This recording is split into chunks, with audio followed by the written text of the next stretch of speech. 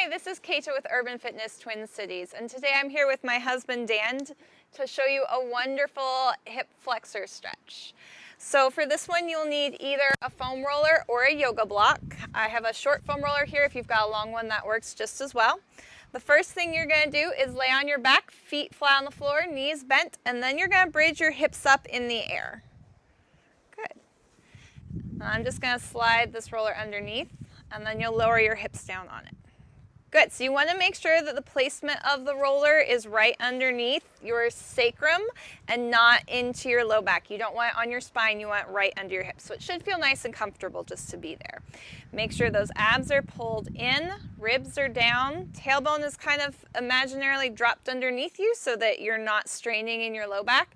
And then you're just going to straighten this leg out along to the floor. Good.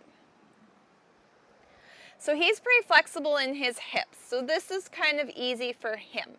If this is really hard for you here, you can grab a book or a yoga block and place your leg up on something so it's not quite so much of a stretch. But since this is easy for him, I'm going to have him bring this knee up in towards his chest, keeping the ribs down, abs in.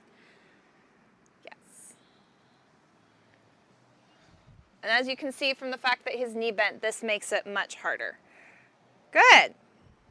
And again, just making sure that those abs are pulled in, that tailbone is underneath you so that you feel the stretch in the hip flexor without straining your back. And I would say hold this position for 30 seconds to a minute, depending on how it feels. Good. And then to come out of it, you would put your foot back on the ground if you've brought it up to your chest. Bend that other knee in and up.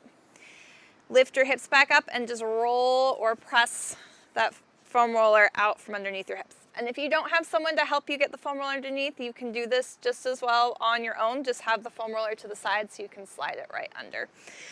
And also remember, you can use the yoga block for this as well. Just make sure it's comfortable under your hips. Any questions? I have no questions. Great. Thank you so much for watching, and whatever you do, don't forget to hold your abs.